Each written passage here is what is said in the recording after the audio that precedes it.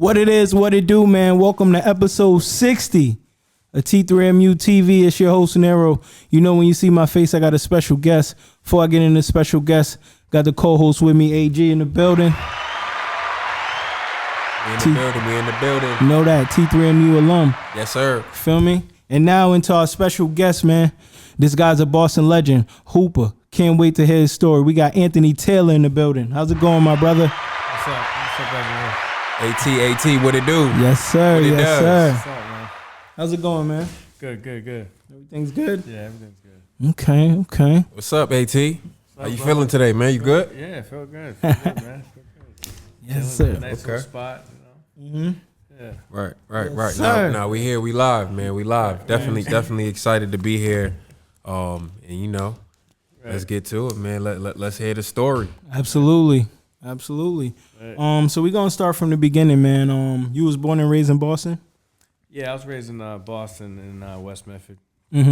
Yeah. Oh, so you grew up in West Medford. Yeah. You didn't grow up in the inner city.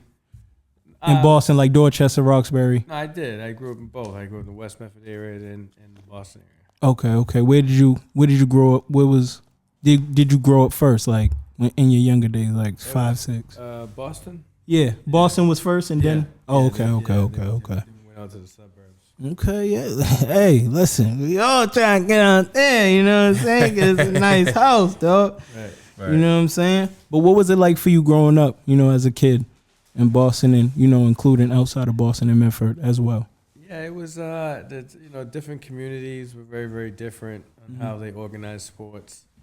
The competitiveness in terms of like athleticism, you know, and then in terms of that aspect was very, very different. You know, so the dynamic was you know, city with urban was more rah, fast, quick. Yeah. And, you know, the suburbs. Yeah. Right. Fundamental, gonna play sound. I know how it goes. Yeah. So it was good. It was definitely a great experience from both of learning from. I mean, experiencing both communities. Absolutely. Nah, I get it. Yeah, man. You know what I'm saying?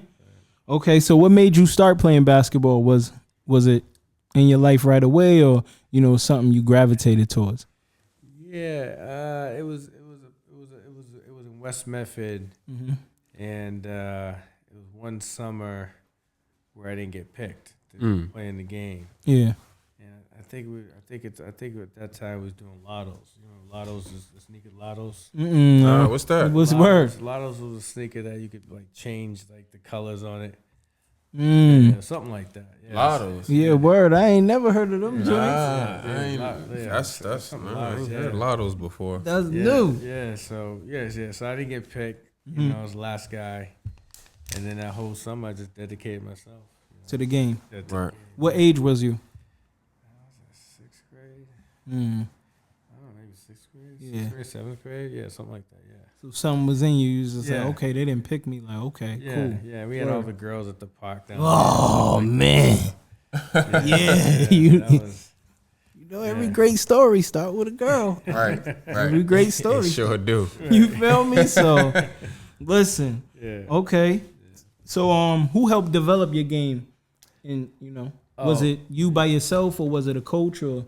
Yeah, no, I had a various of different coaches, you know, basketball coaches, mentors. You know, I had different guys, you know, college guys. I got like Pat Scarry, used to be the Tufts coach, Yeah. assistant coach. And I had various different coaches, you know, Boston coaches and stuff like that.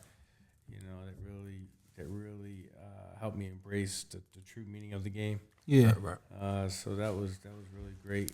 I had some serious kick-ass coaches in terms of conditioning. You know, just thinking back, I was talking to someone the other day about, I was talking about Lance Tucker. Yeah. Right. Lance Tucker's a great coach.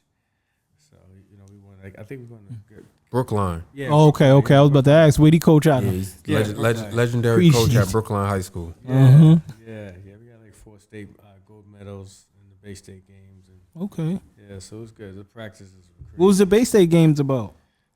It's all the What? games You don't know about the Boston Bay State games? Nah. What? That's before your time? Yeah, absolutely. Nah, Bay State games. All I know is man, Bay was- State Magic. Nah, Bay State games was big back when I was like, when Coming I was up. in middle school. Yeah. Well, it was just like a tournament. Yeah, pretty much a tournament from what I remember, right? At. Is it a tournament almost like AAU style, like It's some of those it's all guys, the or team, is just it like the Yeah. track. high It's school like, thing? It's like a whole Olympics type of thing. Yeah, it for was. kids. Yeah. Oh, okay, Yeah, okay. yeah. Yeah. Nah, I remember playing in it a couple times. It was always a fun event. I don't remember exactly the details on it, but I do remember going and playing at the Reggie Lewis Center in the Bay State games. That's all I remember. Yeah, damn. Yeah. We gotta bring that back, man. Come on. Right. It's definitely. Mm-hmm. That and the shootout. You know what I'm saying? Right. Yeah. We'll get to that. Yes, we'll get sir. to the shootout. We'll definitely get to that. Okay. Yeah. So real quick, just to get into detail of that. So those coaches saw something special in you right away, or it was from playing around maybe playing in a tournament that the community may made up or something like that, or Yeah, it really just started with just grassroots playing in the different leagues. okay. Different leagues and different communities. Mm-hmm. And then you had the pickup ball going into different communities. That's what really develops you as a serious ball player. Yes. So grassroots, Absolutely. So AT, let me ask you this. Do you have one distinct story of when you were a kid or when you were in high school where you separated yourself, where you knew that that given day, that's the day that you earned your rep? Like what do you have a distinct memory on that, or a time, or a place? Yeah. Can you talk about that experience? Yeah, I would definitely say the Boston Shootout. I would say the last game was the last game we played in the Boston Garden. Yep. And, So you did play in the shootout. Yeah. Okay. Wow. Now, what year was this? Let's go. Yeah, let's get good co-host, bro. I want to say it was 3 years actually. Mm-hmm. What do you remember the exact year though? Yeah. That's what It I'm was saying. 90. So we went 94, 95, 93, 94. Mm-hmm. Yeah, Now, those who years. did just give us a list of the guys that you played with, or that played alongside, or who was in the mix?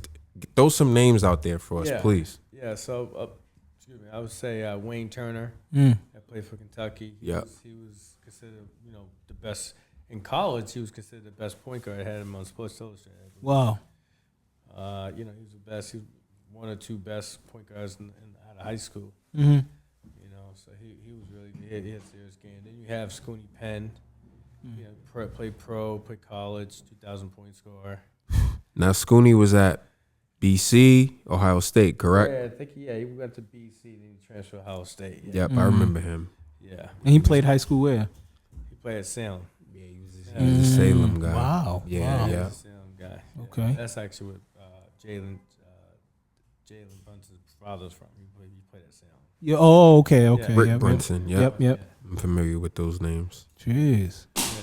How far did you get in the Boston Shootout? We won it. We won it. Championship. We won it. Championship. Scored 27. Oh yeah, you scored 27 in the shootout. Yeah, it was like maybe towards like the last end of the third, going into the fourth. It was crazy. Just went on. It was just it was just crazy. Yeah, I know. I know. Once you say it's no, crazy, I was 27 Yeah. Boston Shootout. You know what I'm saying? You ain't got to really explain too much, man. You know what I'm saying? You ain't got to go too. I'm gonna say We something know you more tough. Yeah, no, But go ahead. The My fault. other thing too was like I was getting booed a little bit in the stands too, because it was like, oh you ain't passing the ball. 'Cause a lot of people were supporting Wayne from the city. Oh, okay. I see. So that game right there was like, it was like I was getting booed. They thought I was like hunting the ball, Yeah. but I was the only one. I was taking over. You I was was on just- fire. AT, what type of player were you? Describe your game back then. Like, what were your strengths? What do people know you for? Like, how did you Right. Yeah. How did you make your name? Yeah, it was just I was really fundamental. Had fundamentals. I could attack the basket, take you off the dribble. That was my strength. I just knew how to score. I learned that. What's the scouting report, man? What's Yeah, the other boy. coach saying to his team? All right, we're coming in here. We got the Taylor kid. He's on the wing. What do we have to stop him from doing? I don't know, man. Cause when I was averaging 20 in college, they was known as a scorer, so it was just like you just gotta play him hard. Yeah, just gotta contain you. Yeah, you just gotta do it. Try your best. Mm-hmm. And you was listed as a point guard or? No, I was a scorer. You was a shooting guard. Yeah, I was a scorer. Yeah, Okay. Yeah, type. Yeah, it's definitely good. Yeah. Okay, so. But that shootout team, it was a really good team. We had Scooty Penn. Yep. We had Chris Herron. Chris Herron's he played in the NBA. Yep. He was a high school American. Mm-hmm. He was on that BABC team. I think when they played against Paul Pierce and those guys. Oh, in LA. Yeah, in LA. Yeah, Mm-hmm. I think so. Yeah, I think it was him. But he was on that team, but he physically didn't want to be on the roster because of me. So, Y'all had a thing or something? Well, yeah, we just rivalry. Yeah, it was kind of weird because it was just we never seen eye to eye. When I played on BABC, we didn't see eye to eye. Oh, okay. Yeah. So This is you and. Chris Herron. Chris Herron. Oh, really? Okay. All right. Yeah. But he got game. That way dude got game. Yeah, we listen. I know he definitely do. I saw the dog. You know what I'm saying? So Then we had Big Randall Jackson. Played in the NBA. Yeah. Big Randall. He just run like a deer on the court. Wow. Block shots. He was real. Randall smooth. made the L. Yep, Yeah, definitely did. Yeah. Salute to Randall. Absolute to you. Yeah. So it was a good team. Yeah. Definitely a good team. I gotta tell people, it was the last game in the Old Garden championship. Yeah, and you won it. And did you win it your second, the second year you played or the third year? The third year. Okay. Yeah, third year. So you went in there and they beat you up this first 2 years, and third year you said, enough of this. Yeah. That's a good guy. Part of that 3 years, man. Jamal Jackson. Mm-hmm. He was serious. He was a serious ball player. Yeah, heard a lot of stories. Absolutely. Yeah, Out of East Boston, right? Yeah. Ooh. Yeah, he was serious. Yes, sir. Yeah, he was serious. He was crazy. Cold. Yeah. Crazy. Went to Cleveland State. Yeah. Mm. Yeah, serious. Yeah, cool. I know my history, man. Yeah, he definitely knows. But I mean, the mentality that he had. Mm-hmm. He was like 6'7", 6'8", Right. and he just. I mean, I think he dropped like 60 or 70. No, I think he dropped like 70 at BC. I think it was in the Pro-Am League. And he was dunking and screaming, and hollering, threatening players he's playing against. Yeah. It was crazy. Yeah, it was crazy. Wow. He's a Mission Hill guy, right? Yeah. Yeah. Okay, so you dabbled into it a little bit. You said you played for BABC. So what were those days like? Oh, it was crazy, man. It's just annihilation, beating teams by 60, 70 points. You know what I mean? It was crazy. It was crazy. You know, and the talent level was just, Leo knew how to get the players. Yeah. Mm-hmm. And he coached you. Yeah. How would you say he was as a coach? He was a laid back guy, man. He's like, he tells you how it is and lets you have freedom and, make sure you're going hard. You know? It's really, he's a player's coach, I think from just outside of looking in, I feel like if you have the IQ and you know what you're doing, Leo ain't really gonna. Yeah. Nah, he understands that. And if you have that motor already too, you know what I mean? Right. Yeah. That's the thing. See, I feel like he's not gonna deal with if you don't got the motor, if you're not trying. So who was some of your teammates on that team? Oh man, one year it was Jamal. It was Carmelo Treviglioso at UMass. You had Big Shannon Crook, D1. You had Mickey Curley. Yeah, Mickey Curley. You had the other Curley. A lot of names, yeah. Word. You had a lot of cats, man. Who else? You had Eggie McCrae. Wow. Yeah, you had Big Dog Eggie. Damn, that team was crazy. Yeah, Shannon Crook. Stacked. Yeah, that team was crazy. Shannon Crook from UMass was serious. I definitely heard about him before too. Wow. He was serious. He was built like Bo Jackson, man. Right. High school. Yeah. He was Strong upper body, I might have saw him play a couple times when I was a kid too. He went to your school. Yeah, I definitely saw him. Oh, he went to New North. No, he went to UMass. He went to UMass. UMass. Okay. Yeah, so Yeah, game. Serious game. He's raw game. Yeah. Okay, so go ahead, Nat. Do your thing. Not my fault. Nah, do your thing. Do your thing. So AT, tell us about your journey, like we're going to Miami of Ohio. Like, how Ooh, did you, slow down. We're gonna get there. We're gonna get there. okay. Let's get into high school Okay, yep. All real right, bet. quick. Yep, You know what I'm saying? Let's get into high school. My fault. Right. Yeah, You me, know I'm what jumping saying? ahead. Yeah, me, When we get there, you do your thing. But now you doing your thing, bro. You know what I'm saying? You might got a new little something on the side, but you feel me? But so let's talk about your high school experience. You attend North Cambridge Catholic as a freshman, right? Right. Mm-hmm. Yeah. Okay, so was that the coach came? The coach had to come and get you. Yeah, it was kind of. Let me see. It was kind of weird with how it all happened because Yeah. I mean I was living in West Medford, but then I had the Medford High coaches were doing everything that will to get me there, and then had Ringe all over me. Cambridge. Cambridge Ringe. Yeah, I thought I was gonna go to Cambridge. To tell you the truth, Yeah. I actually wanted to go to Cambridge. Yeah. Who? That was my first choice. Yeah. But fucking, then I ended up at North Cambridge. Just kind of, I don't even know how I ended How up. that there. happened? My mother was just like, you're going here. You're not going to Cambridge. Wow. Yeah, man. I really wanted to go to Ringe. Who was at the Ringe at the time? You had fucking Ike. You had Ike, Ramon. You had Herman Banks. Johnny Joseph. I mean, you had ballers, man. You had some serious ballers. Yeah. Yeah. Ike was like an Allen Iverson. Yeah, he had game Quick, like fast. Oh man, quick, fast, talk shit. Looks like Allen Iverson too. Yeah. Yeah. Jeez. Okay, so give us the timeline of your freshman year. What year is that? Freshman year, I'm gonna say 1990. My freshman year at NCC. Okay. 1990. Yeah, North Cambridge Catholic. Yeah. Okay. And that was crazy because that was my freshman year. The varsity team that we had, it was like, you had big, I don't know if you know the big aces. The Ace family's really huge. Nah, you putting me on. I mean, they're real big, like Big Dave Ace, like freaking huge. Mm-hmm. But yeah, Ricky Ace, he's now the Boston detective. We had like a gangster team. So I'm coming in as a freshman. Yeah. And then we played against Mission. Mm. It was crazy. So you played varsity right away? Yeah, Wow. yeah. So what I'm saying, Started as well? Yeah, I think I did start actually. Yeah, I did start as a freshman. It was a war to get there. Because the juniors and seniors, trying to do everything they can in the practice. Yeah. But I believe what made me get over the hump was the conditioning. Because these guys are hammering me as freshmen, like gut check 1-on-1 full court. Yeah. Wow. The guys have really beat me Yeah, I down. remember those days. I'm a freshman going against seniors. Yeah. And then seniors on my team, they weren't like, they're freaking grown men, fucking huge. Yeah. So, but because I believe in my conditioning, I was able to overcome it in these workouts. The coach was like, oh, he get him. Yeah. So it was a war just, getting in there.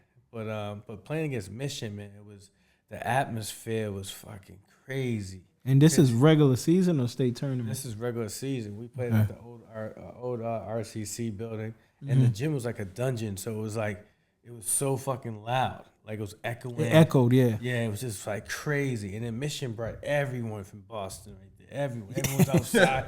Everyone outside. Cause people, it was like a parked out. You can't walk outside. That's how packed it was. And when I faced that Mission team, and Eggy and them, those motherfuckers came so fucking high, that full court trap, it was crazy. I mean, it was just, so just those experiences, playing in hostile, extreme situations, in different areas, that really prepares you to be that player. Fact. And it prepared you early because this is freshman year. Yeah. It was a battle. We when I was young, 8th grade, it was like we battled, went to different parks. It was like, you had this gang, you had that gang. You had the OGs, and you had the guys on the court, the gangsters, and then get people coming in there. It was really really cool actually. A whole vibe, but I kind of like gangster basketball. Yeah. Like grassroots gangster basketball. Yeah, rough house. You know what I'm saying? So, tough, rugged, grit and grind kind of thing. Not the pretty game we sometimes play today. No, real talk. It's real talk. I saw something on IG, right? Yeah. It was like Kobe Bryant. It was like, what did I see? I think I saw it last night too. Is it the purposeful basketball and accidental? thing he talked about? Nah, it was his Mamba Academy. Mm-hmm. So it was him, but before he, rest in peace, he passed away. Yes. But he had a video on IG, and he was like explaining about like how all these other camp directors, they do all these 5,000 different drills that don't even apply to basketball. Bro. Scoring the games, he's saying. So then Kobe's like, the most important thing is game situation. It was on IG. It is. I think I saved it too. I think I saved it. Yeah, you got to show me that. You got to show me because the game situation is it's more better for if you working out through game situation than just you going through 100 fucking cones doing 3, 4, 5 in and out. Yeah, Right. that all look cute, man. Right. To a real defender. It looks hot. You know what I'm saying? To a real defender come at you and you still spinning and doing all of this. You sitting there, coach, like, geez, please, dude. Come off of it. Please. I know, right?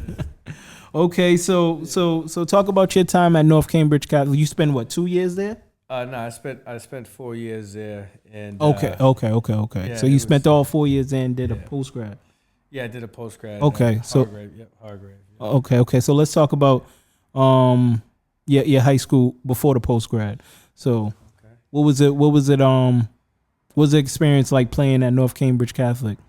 Was you guys a very successful team, or it took a while to build up to that? I mean, NCC was known as like a gangster school. Mm-hmm. So you had like every single gangster from Mission Hill, North Cambridge Port, Catholic, Hay Street, Park. You had the Gardens. You had different guys. You had the Asian crew. You had the Haitian Mafia. It was crazy. So it was a gumbo. Yeah, I mean, it was when I say it was like crazy in terms of like the different experiences of different people coming from. Mm-hmm. So you saw a total culture at NCC. It was like a melting pot. Word. Yeah. So Better word. And then the school let out's always the best. You waiting out. Wait for the bus. Everyone's out there, right? But so it was so the basketball team, it was just a bunch of gangsters. And from different, had different stuff going on. Right. So it was like we all wanted to win. Okay. So that was the amazing thing. One common goal. Yeah. So that's the amazing thing why we had so much success in NCC. And then Big Red and Jim McGrail, those guys were just they were hard. Well, Big Red was really hard. Mm-hmm. But they were player coaches. And rhythm coaches. They was coaches on the floor. Yeah. So it was a great experience. It was definitely a great experience. And just it kind of sucks because I didn't get the state title. It was all. Lynn Klasko was there, which to this day pisses me off. Because back-to-back years where we just lost right before the Garden. Yeah. So you never got to the Garden. Nah. Jeez. Yeah. I don't want to blame the referees, but they always said the referees had their money was more on the Lynn side. Yeah. So, but it is, it's definitely a great experience. What was the numbers like in high school? What was you putting up? Oh, numbers were 30. I should have added 40. At least 40. Said I should have averaged a 40 ball. You feel me? Yeah, 40. And it's interesting too because I look back now and I'm like, damn, what I learned, just with training and working with student athletes and stuff like that. And I said to myself, one of my weaknesses was, I would say, my flexibility. In high school, they used to call me, Stiff Jack. All my boys were like, oh, he's stiff. No, they used to call me Robot. Oh, okay. Robot. So I had my boy Snoop. He, one of my high school teammates, NCC, I grew up with in West Memphis. His defense was killer. It was like full court assassin. Even guys in Boston, Frankie from Mission's like, yo, where's Snoop? Snoop was crazy. He lock up. Yeah. First team. Yeah. So his flexibility was crazy. So, we used to run in the morning, 5:30, 6 o'clock every morning around the river. And he's stretching in high out. school. No, we used to do that. We did that like 7th grade, 6th grade. Wow. 7th grade. Yeah. We used to run around the river. The bridge is 1 mile, so we would do like 3 miles, stretch out, and then go work out. Big Dog Mo. Mo. Oh, yeah? We running with Mo. Yeah, we run in the morning. In the morning. And get that mile in, and then go stretch out, talk shit, bring the radio, and go work out. Wow. Yeah. And this started what, in 7th grade, you said? That's that grind. Yeah, 7th grade. Yeah, Putting that pain in. Yeah, we go work out in the morning. So if hey, fellas, I'll be right back. Yes, sir. Yeah. Oh, okay. Yeah. Yeah. Damn, what's that weed? I guess. Listen, ask, hey, he got it. You know what I'm saying? But yeah, it was good. Yeah, it was we used to go like a typical day. Our typical day was 6 o'clock in the morning at the river, West Medford. Do the mile, 1 or 2 miles, whatever, something like that. Stretch out. We talk shit to each other. Bring the radio, and then we would just go work out, and then go home, go play video games. Or I'm putting in friggin' the VHS. What was it? The VHS tape. No, the NBA. Oh, the NBA jams? The highlight. Oh, the highlight. Okay. Oh, the highlight tape. Yeah, the highlight tape where it shows Jordan, Bird, this, that, boom. I'm watching that. Then I, get some food, knock out, wake up, take a shower, go back to the court. Wow. And go back to the court probably another 2 hours. And then, if I didn't play later on that evening, in the league or play pickup ball, go back home, then come back. I'm back at the court at night, 6 o'clock, 7 o'clock. Getting shots up. At least that's at least an hour and a half, 2 hours. So that's like 2 hours in the morning, 3 hours in the morning, 2 hours. It's like what got you to say, I need to prep like this? Because not every basketball player says I need to run miles. I played basketball. I had my moments where I had my workouts like that, and it paid off. But you get distracted. I definitely got distracted. But what kept you motivated to keep doing that or to start doing that? It started, going back to the grassroots of basketball. Work. A little. I'm a little Johnny, little kid. Yep. Seeing the OGs playing on the basketball court. Then I'm like, damn, I want to get there one day. You know what I'm saying? So I'm like, okay, I'm working on my game. Fact. So as I worked on my game, it was just, you had to beat the OGs in the neighborhood. You know what I mean? We're doing playing 21, getting boot. Boot is like, you get boot up your butt. If you lose, you get boot up your ass. You know what I'm saying? Damn, get kicked in your ass. Yeah, and we play all night long. And then, then you're talking shit with this dude. Then you're like, yo, I'm going to get you the next day. I'm going to get you tomorrow. Then you go back to the court. Go work in your game. And then you go back at whoever. Then you beat him down. Then you go to another guy. So it was just the different communities, the different hierarchies. In that particular skill who had game, you're competing against them. So it's kind of like a video game. You go here, boom, you go to this community and you win the championship here, boom. Then you go over here, you're fighting in against this person, that person, boom, boom, boom. Then you go to this game. Yeah, so it's like you keep going on. Yeah. So that was really a great, empowering, attribute, great thing that happened to me. Absolutely. Okay. So who was some of your so who was some of the players in your era that challenged you while you was at North Cambridge Catholic, that gave you a hard time, or you knew you had to wake up for them and you gave them your best? Well, I definitely want to contribute a lot to NCC, the players at the high school. We were so competitive. Yep. Going to the gym, pick up ball, workouts in the morning. Before a high school game, we would do video game analysis at my house, watching the game, getting on each other, cracking shit. When we would bust each other's balls, like a normal person looking out would be like, yo, why you go so hard in your dude? But it was, that's your boy. It was y'all camaraderie. It was y'all thing. Yeah. So we bust each other's balls, and then almost fights and shit that goes on before the game, and why you talk about me? Why you put me out? You know what I mean? Shit like that. Yeah. You know what I mean? Some days a dude might not be feeling what you saying. You know what I'm saying? He might be having a hard day. So y'all get into it a little bit. Yeah. Okay. So it was like, it was just the guys at NCC, and then I would say definitely, what really elevated my game was when I got to Boston. I was playing against, I worked out against Wayne. Mm-hmm. You know, it was I want to say 8th grade year. Yeah. 8th grade year. Yeah, it was getting ready for the Atlanta youth games. Mm-hmm. And then me and Wayne were working out at the Shelburne Center battling. You know, and I was like, damn, this dude is dunking here. He's low in his defense. His crossover is inside out between the legs. Doing everything. I mean, yeah, he had a killer between the legs, change of speed.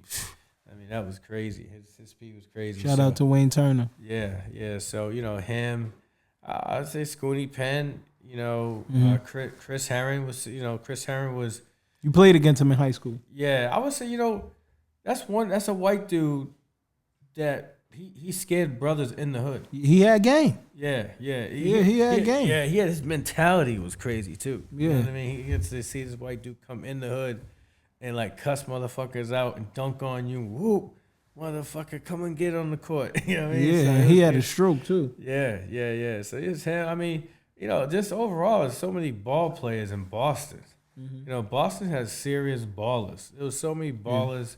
You know, they really, you know, on the street, hood, grassroots. They had killer game. It just didn't have the support. To go, you know, with the family and father. You know, or the resources. But you know, just Boston overall. You know, I will say this too. Mm-hmm. You know, we talking about Boston overall best ball player I played against. So yeah. I mean, in high school, who challenged you? I was just asking who challenged you the most. Like, yeah, high school, huh? Yeah, I gotta say.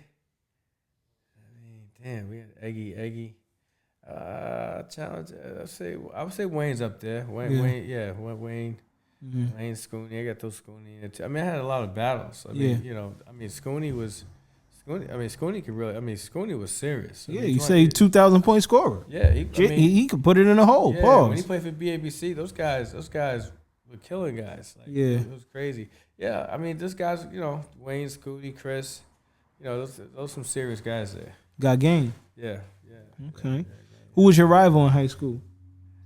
Rival team. Oh, Mission. It was crazy. Yeah, Mission. Yeah, that Mission team. You had Eggy. You had Frankie. You had Frankie Patton. I mean, what were they? New Mission High School? No, they're called Mission. Now it's called New Mission. Oh, okay, it was just Mission High School. Yeah. I mean, Wow. Mission had serious. I mean, they had serious athletes, man. It was. Yeah. Man, what's his name, man? They had one dude that could just dunk. What's his someone? I forgot his name. Dude from Mission. Mm-hmm. He would dunk. I think he almost dunked from the dotted line. No, from the free throw line. Yeah, it was crazy. I forgot his name anyway. He had and then you had Jamal. Yeah. I mean, they had some serious. I mean, their defense was crazy. So when I witnessed that as a player too, that just elevated my game. To like, damn, I really got to get back. I really got to work on my game. Yeah. You know what I mean? I got to work on my speed, my lateral movement. You know what I mean? Yeah. So it you know it definitely elevated my game. Something always piqued your interest to make you say, I need to do that. Yeah. Well, you know, it was in a hostile, extreme environment, so it was like it was great to experience that. You know? Facts. And I was like, damn, now I got to take it to the next level. Yeah. You know, because that was a jungle. Facts. jungle with those guys. Okay, and I didn't ask you. You grew up with just you and your mom, or you grew up in a 2-parent household? Yeah, so my mother and then my grandmother took care of me for a period of time, and my father passed away when I was like I think 9 or 10, and it was like me, my mother, and my stepdad. Ron Dog. Yeah. And you and your dad close? Yeah. It was close. We had a good time. Mm-hmm. You know, we had a great time with him. Yeah. Fact. Yeah. No, he definitely would have been proud to see you on that basketball court for real. Yeah, definitely would. Yeah, absolutely. Yeah. Okay. So, who would you say are top 2 favorite players from your era? Top 2. Top 2 from my era overall in Boston or out of Boston? In Boston. Okay. In Boston and Massachusetts. Let's say Massachusetts. Oh, yeah, you guys definitely put Wayne up there. Wayne and top 2. Ooh. Mm-hmm. Oh, you gotta put Jamal Jackson. Okay. Yeah. You gotta put Jamal Jackson. Absolutely. Yeah. Jamal was serious. Mm-hmm. He also too. When I experienced him for the first, I think it was the first time we were in Mission at the Tobin. Yeah. And I got called up, and Leo was like, "You're gonna play with the A team." And I was like, "What the hell?" Well, you know, the top team. Yeah. Like, with Jamal. I guess he had 2 teams or something like that. Mm-hmm. And he's like, just, what did he say? Something. And this was in 8th grade, you saying? Yeah, this is 9th grade. Okay. Yeah, 9th grade. And Jamal was a junior, I think, yeah, something like that. Okay. In the Tobin. So I got called up I go to the Tobin. And Jamal is like fucking saying some shit to me. Like he's getting on me about some shit. And I'm just like, all right, cool. All right, I got you. Yeah. Then I think Leo called another timeout or something like that. Mm-hmm. And he was saying, no. And he's, saying some shit to me. And I was like, Yeah. all right, cool. I got you. And I was like, wait a second. You said what to who? I said, well, bro. I said, nah, I ain't going for that. He said, what? You motherfucker, you know who the fuck I am? So y'all I was was like, so they pushed me away.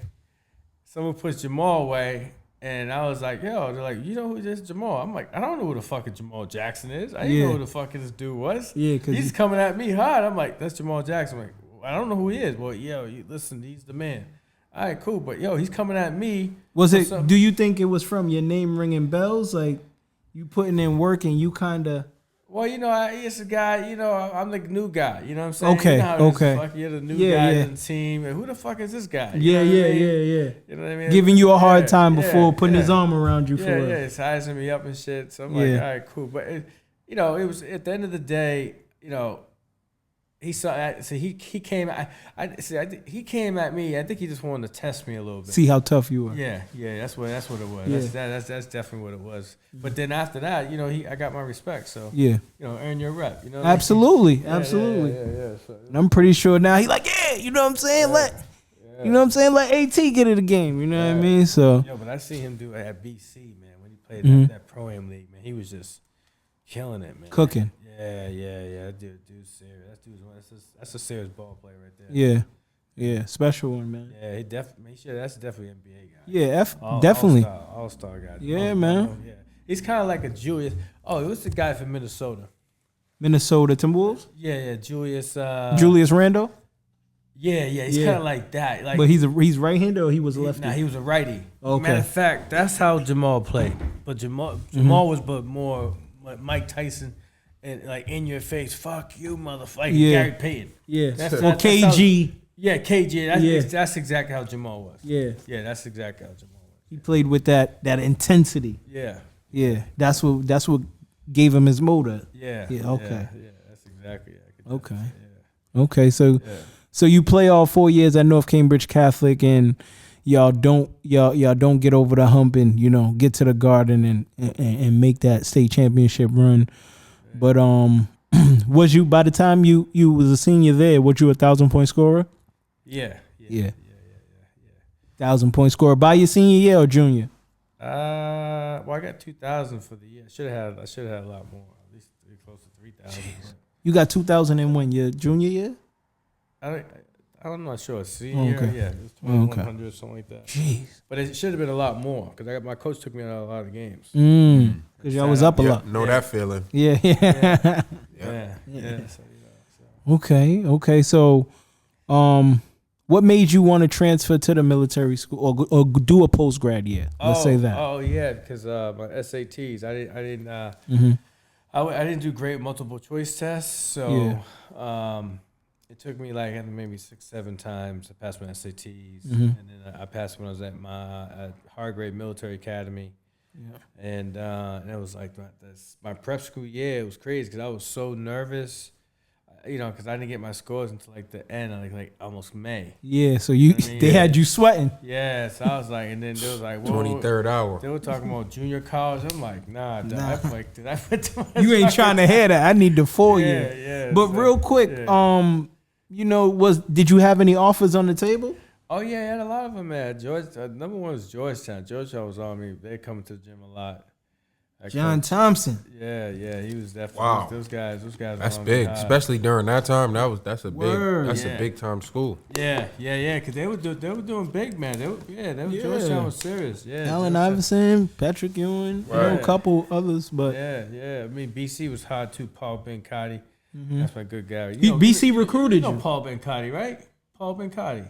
That name sounds so familiar. He's a Boston College guy, but he's a BABC guy too. Oh, he was the head coach at the time. No, he was assistant coach. Because you had O'Brien. You had O'Brien over there. You had was it Jack? No, not Jack O'Brien. You had O'Brien that went to they went to Ohio State. Who's the BC coach who went to Ohio? No, wait. I went the right guy. Jim O'Brien? Yeah, Jim O'Brien. Okay, yeah. I knew you did. You okay? He went to Ohio State, coached Ohio State too, right? Yeah, and he coached the Celtics. That's when No. Scooney went to Ohio State with him, right? Yeah. He was a great coach. He was. Yeah. He was. Yeah. Jim O'Brien. Yeah. Yeah, because he coached all of them at that school. Yeah. Don Ye and Yeah. Scooney and Oh yeah, Donye, Malcolm B. Yeah. He's a shag. You know Malcolm Wynn is a shag guy. Who? No, Malcolm Huckabee. He's a shag guy. He played at BC. He played in the NBA in Miami. He's a shag guy. You know that? Nah, I don't know who that is. Oh yeah, he's a newscaster for ESPN. Oh wow. Yeah. What's his name? Small world. Malcolm Huckabee. Oh, okay. That name sounds. He played in that Boston College team when they won it. They lost to North Carolina. Remember that? That's back in the day. That's back in the day too, because BC went real far. Okay. And they had Billy Curley in that team. Oh, okay. Because the only BC team I know that was successful was the Jared Dudley squad. How far they go? Right. Yeah. They went They was in the tournament. They had a nice run. Yeah, they had a nice Final, run. was it Final Four? They had a nice I run. don't think maybe Elite Eight. Yeah. Okay, so that's the Billy. That was the team that Michael Huckabee was on. Paul Grant. Actually, PG was on that squad. No, it wasn't that team. What? Michael Huckabee? No, he's talking about Jared Dudley. Jared Dudley. So that's early. That's mid 2000s. I think so, right? That was before that. Team you talking about? AT was way before that. Yeah. Oh, okay. Yeah. He had shorts and no 3-point line. Not that far. Oh, not that far. I'm talking about Billy Curley. I think they lost to North Carolina. They actually they lost to Vince Carter. That's actually what they. Oh, okay. Yeah, they lost to Vince Carter. But BC recruited you. Yeah. BC. Yeah. That's a surprise. Yeah. It was crazy because That's good. We had the workouts. We had the workouts at BC. Mm-hmm. Right. When I was an 8th grader, it was Rick Fox, D. Brown, Dana Bowles. Rick Fox's brother, Aaron Fox, that fucking can jump like fucking out the rim. Yeah. And we had like all the workouts. Those workouts were great. So you was working out with them? Yeah. Oh, wow. Yeah. It was 8th grade, going to 9th grade. Yeah. And Chris Herring got called up too. And those workouts were great because, playing against Rick Fox and D. Brown, you know what I'm saying? You're like, what the fuck? It just puts your perspective like, oh shit, there's another level. Yeah. Than what you know what I'm saying? So it was definitely a great experience, Yeah, for real. Okay, so talk about that post grad year and playing at the military school, right? Correct? Yeah. So when I went to Hargrave, I truly believe what I went through at Hargrave, if I didn't go through the experiences that I went through my youth years, I probably would have folded in Hargrave. Wow. Hargrave was, they got a week called Hell Week, and just it's crazy. You know what I mean? It's crazy. It's crazy. Workouts. Yeah, it's called Hell Week. Yeah. Hell, so just, you know what I mean? So walk us through that. Like, what was it? What was that like? You're doing 2020 suicides. You're running up the stairs in hot weather. You're running the stairs. You're running on the track. You're going to trails. I mean, if guys are throwing up, cramping up, pissing out blood, like it was screaming at you. And he's on the 4-wheeler on the mic. We're out there, looking at each other. This is on some like Remember the Titans, like for real, bro. When they went up to the joint, that's what I thought of when you said the coach was on the thing. That's all I thought of. Like, what? 20 suicides and all this up the stairs. 20 suicides, bro. That shit was crazy. One of them dudes yakking for real. I know that. Yeah, it was crazy. I mean, it took my game to another level, and it just showed me another perspective of like how much you could really push your body and mind to. Yeah. Right. No, that makes sense. It's definitely open. Yeah. How was it playing over there? What was the numbers like? Another 30s? Nah, not on that team. It was, the team was so we had the best of the best. We were number one in the United States, number one in the country, number one on the planet for number one prep school. It used to be MCI out in Maine. Yeah, I think they had Sam Cassell there. you know, the main institute was considered the best of the best at that point. Yeah. And then when we got there, we were just, you know, we beat Ron Mercer by 20. Oak Hill, we smashed those guys up by like 20, 25, 30. Dang. Yeah, we, you know, big Randall was playing with Wichita. So Wichita was like number 2 in the country. You know, so they had big Randall. And that team, I think Randall had Victor Page. Victor Page was due to play with Allen Iverson. Victor Page was serious. I mean, he could score on anyone. Like, he was serious. I mean, this dude had game. So he played for Wichita with Big Randall, and then he went to Georgetown. He tore it up with him and Allen Iverson. Jeez. Yeah. He was man. That dude was like a Mike Tyson. He was a lefty. Jeez. He was like you know what? He played like James Harden, but like meaner. A meaner James Harden off the dribble. Slow down. No. All you gotta do is Google Victor Page. No, I'm gonna definitely do my Googles, man. Victor Page. I got videos on Victor Page. Yeah, man. Yeah, he's up there. You know Harden. That's his guy. That's man. my guy. You know what I'm saying? You gotta tread lightly, Victor Page. He's bullying. Yeah, that's what I'm saying. Yeah, that's what you say. Yeah, because Harden bully his way through. You know what I'm saying? Nah. James Harden. I'm telling you, imagine James Harden like a fucking like Mike Tyson. You know what I mean? Like James Harden's like, you know, he's doing work. Hey, today's about you, man. You know, we don't want to do that. We don't want to do that. We don't want to do that. Where was this school located? Oh man, it's fucking in Hickville. You know what I mean? It's down there in Chatham, Virginia. That's Klan. Hickville. Yeah, it's crazy down there. So, you know, it was really, really clanned out down there. Did you have bad experience? Nah, I'll tell you what. I will say the institution, the academy, the school, Hargrave, was an excellent school. Very, very respectful, smart. Yeah. I mean, really intelligent, on point. Don't fuck around. Be on time. You know, make sure your bed's made. Salute the flag. Militant. Yeah. You know what I'm saying? It was really serious. You know, you get written up. You know, if your room's not, you know, they check everything. So it really elevated me. It took me a while to adjust to that. You know what I mean? Because I was coming from a high school, you know, parties, like crazy ladies, this, that, game. It didn't go into an all-guys school.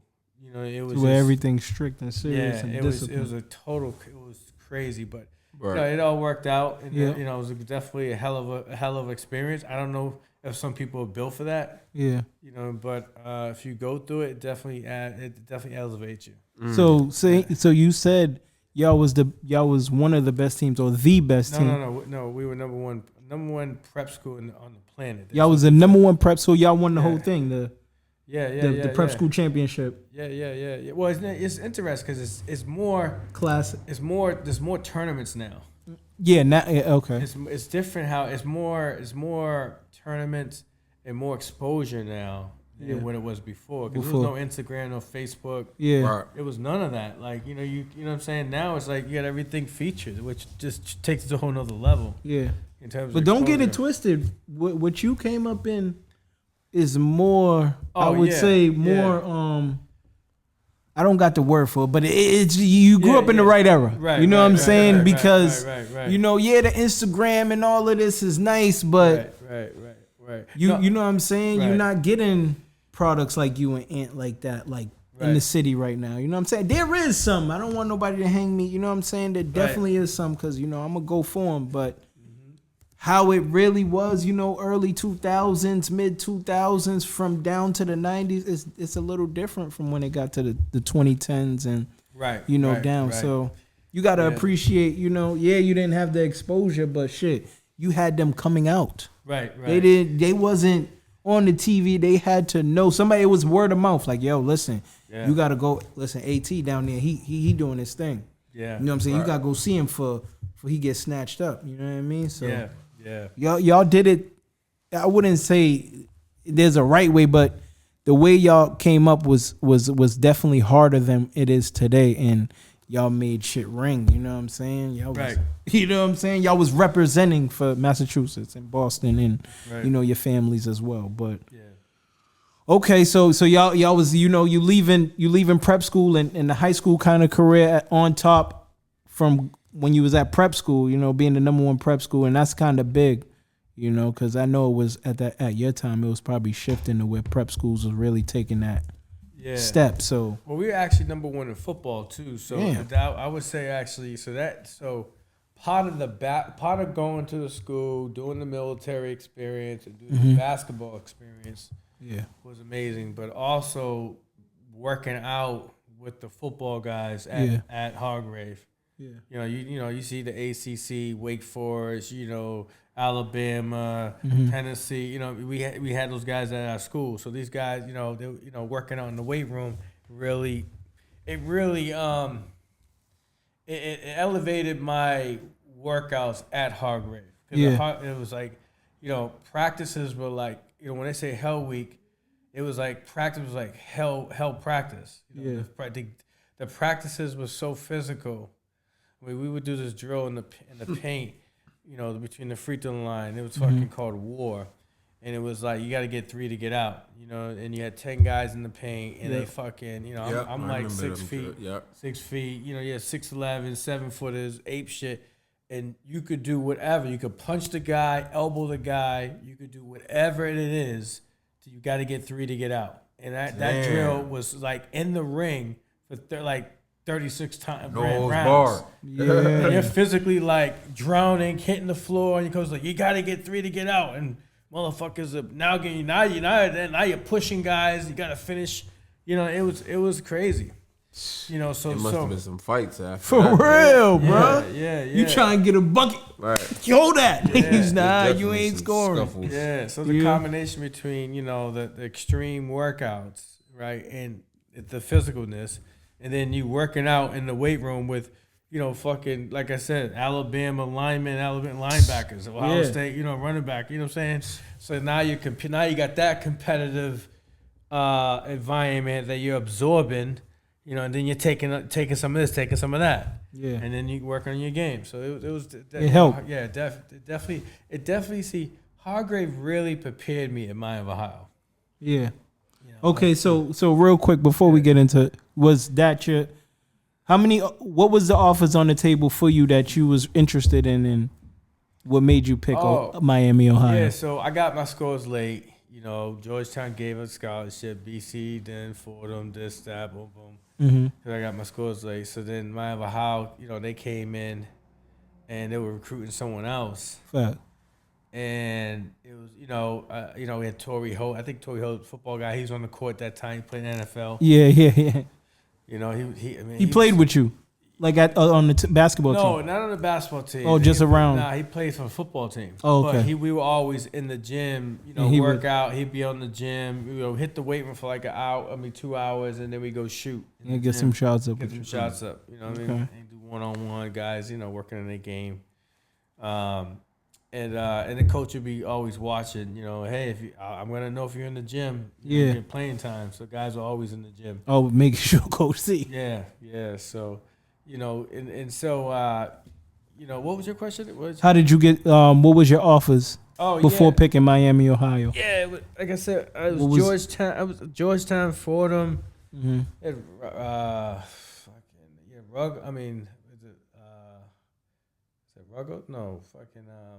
Rutgers. Yeah, Rutgers.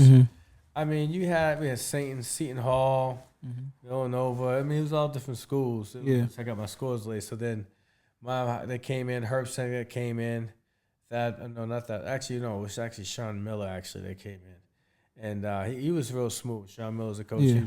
Herb was like, Herb is Herb, man. He's, the head coach. He talks proper and writes really organized. He's like a scientist when he writes a little bit. But very, very detailed. He's so detailed, it's unbelievable. Yeah. So you had the guys came in and they saw me, because we had an open gym. A lot of coaches would come in, college coaches and stuff. And so I was so pissed off. I didn't get my fucking scores. I mean, I got my scores all late and it pissed me off. So I was taking it out in the gym. I was working out, boom. And then the coaches came in. I just tore it up, man. They were like, "Who the fuck is that guy?" He's like, "That's the guy from Boston we told you about. Yeah, we told you you're gonna love this guy." He's like, "Oh yeah, we want that guy. We're gonna give him a scholarship right now. We're gonna scout." So they went to the locker, went to the room. He's like, "Listen, son, we're gonna give you an offer. We just went to I think Elite 8 or Sweet 16. They lost to David Stoudemire. That was the year with David Stoudemire from Arizona. He was killing guys. You know, remember David Stoudemire left, Yeah, right? I know. I know. Yeah, I know my '90s players. Yeah, Yeah, he could play. His pull up was crazy, wasn't it? he was fast too. Yeah, fast, exposed, and deep pull up. Yeah.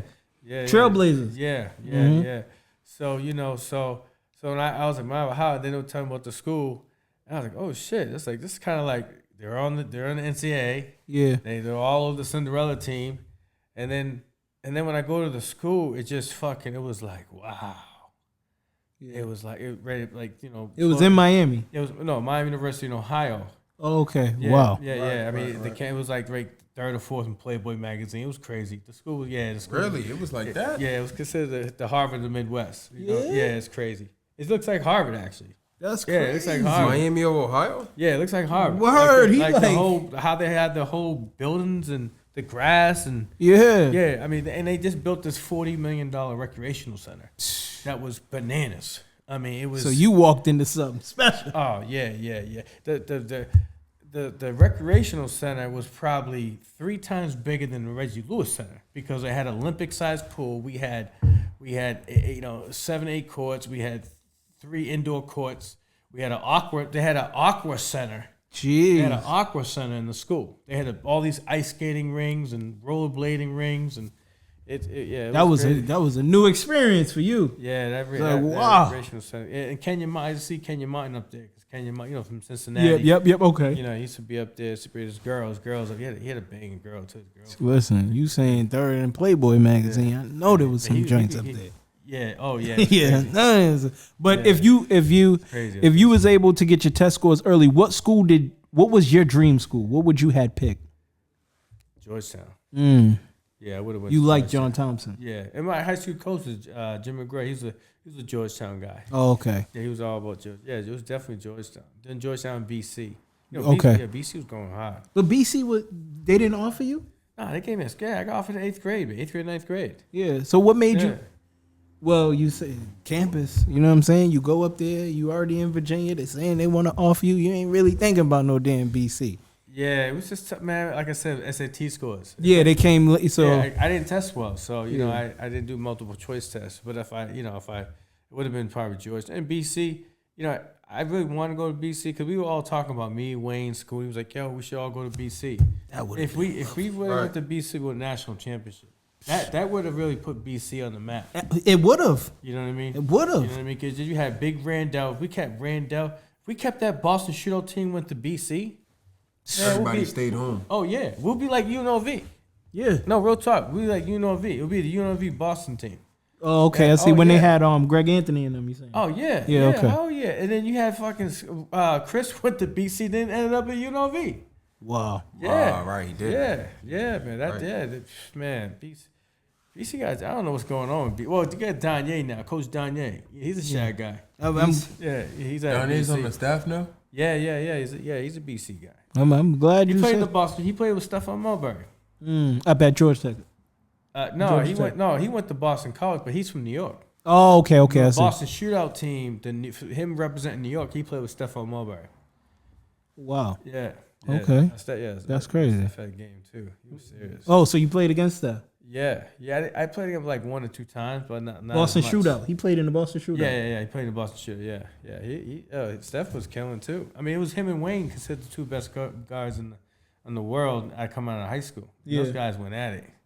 Wow. Yeah, those guys were going at it. Wow. I tell you what, Stephon Marbury, he had a fucking jump shot. Did he? And he was fucking quick, strong. Strong, dog. Yeah. Yeah. I remember he's telling I played ball. I was with his brother. Donnie? In the minor leagues. No. Stephon Marbury's brother. I was with him, and I had Coach John Stocks. He was my coach. Which you remember which brother? Donnie? Was it Donnie or the other brother? Supposed to be the crazy one. He looked like Stephon Marbury. He's safe. He's bald head. So it might be one of his other brothers. I think I know you're talking about. So it was a Westchester Wildfire. It's a pro team in New York, and John Stocks was the coach. And Greg Anthony actually was my assistant coach. And Wow, that's crazy. At where? At Westchester Wildfire. It was a team out of New York. It was a good team too. This was post college. Yeah, my fault. I didn't even jump up top. Yeah. Nah, it is.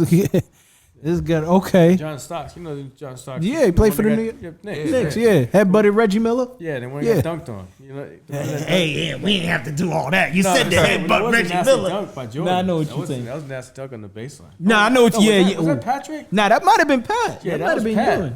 That might have been Pat. That's Pat, right? You know what I'm saying? That dunk was crazy. Okay, so what was it like? Entering college your freshman year. How was that adjustment? Oh yeah, that was because of what I went through from experience level at Hargrave.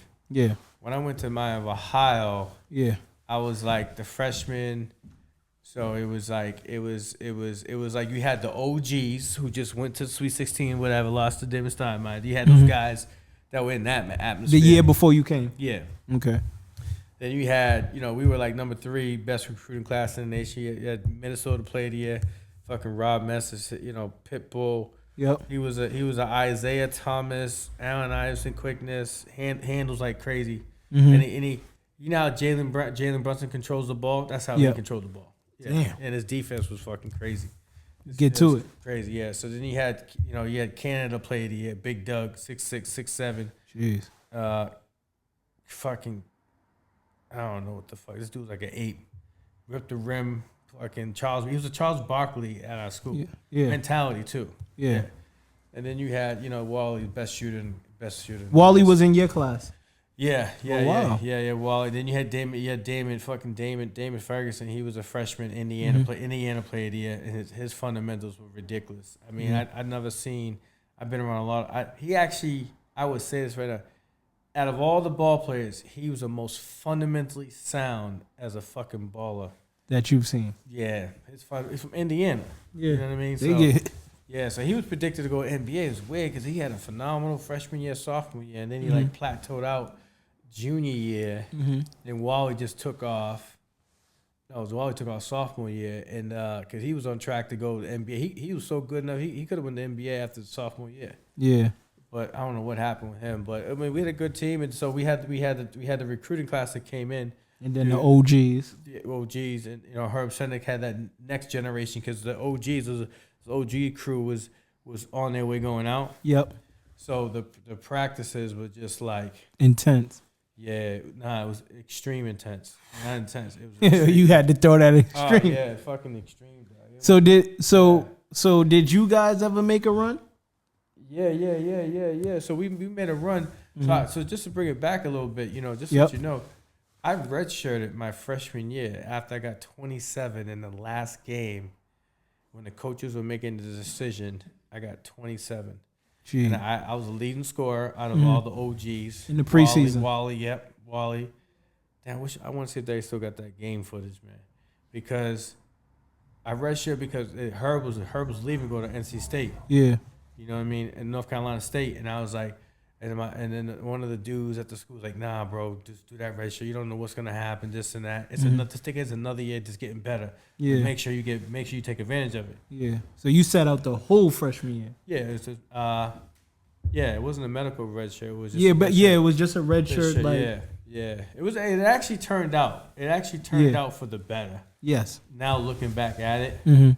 But the point where I'm going at, I got 27 on all seniors. Wally, fucking, if you've seen the games for that, I murdered Wally. Wally's on the opposite team. I murdered that Getting guy. At him.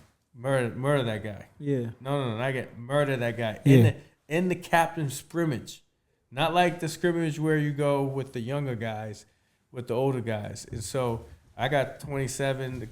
Told coach, listen, I'm gonna sit out to be sure. Like, yeah. And then it was true. So I heard speculation that Herb was gonna leave. And then when I talked to Herb, he's like, he didn't say shit to him. Yeah. You know what I mean? He's like, we were like, why don't you just tell us this? Don't fucking have us find out from the press that you're leaving. You're not gonna tell us in that face. Facts. You know what I mean? So it was just like, him leaving. Yeah. He just dipped. He didn't even dip. No, he didn't. No, it wasn't. Wally. No, I'm talking about Herb Sendek. Oh, the coach from Miami of Ohio. He left Miami of Ohio to go to North Carolina State. He didn't really tell it. Herb recruited me. Yes. You know what I mean? So it's like, you didn't at least let me know. Like, it was just like crazy. So it threw me off mentally. This is after your freshman year. This is my freshman year at Mine of Ohio. And he leaves. I redshirted because he was leaving. Yeah. It's because I was like, oh man, what's gonna happen here? Should I go to BU? What's going on there? I didn't know what's going on. Who's gonna be the next coach? Is it gonna be a good fit? What the fuck? But so that happened, but he didn't let us know. I had to find out through the press. That's not. Yeah. So that's not cool. Yeah.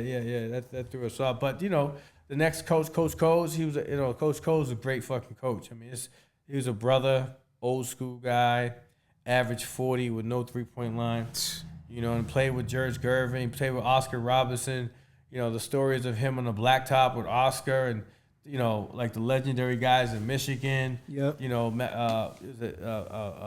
Magic Johnson's people out there, Ypsilanti, Michigan. Mm-hmm. I mean, they got balls out there, and so he really helped me go to another level. Yeah. I mean, he was a coach that can get into your fucking ass, and you still joke around with him. But he just knew how to, like, when it was extreme practice, he just knew what to say to you. Yeah. He knew how to turn it on. Yeah. You know what I mean? He was cool with you, but he knew when it was time to let's get to the business. Yeah. Then when he saw shit at practice, he had, hold the fuck up. James, we're not following your fucking practice plan today. We'll make it. Because they were trying to keep Coach Coles on track of the schedule. Yeah. So you had, what's that noise? Is that noise? No, that's the door. That's the door. So then, who's that over there? It was crazy because you had the guys with the clipboard, the whiteboard, the rolling whiteboard, practice plan. You had the minutes, you know what I mean? Then you had like James and fucking, the tech guys. These tech guys make sure they're on point for every practice. I mean, every happen for the minutes of the practice. Mm-hmm. Coach like, hold up, no. We're going full court right now. We're going full court. I see some. I don't like personalities. Wake the fuck up.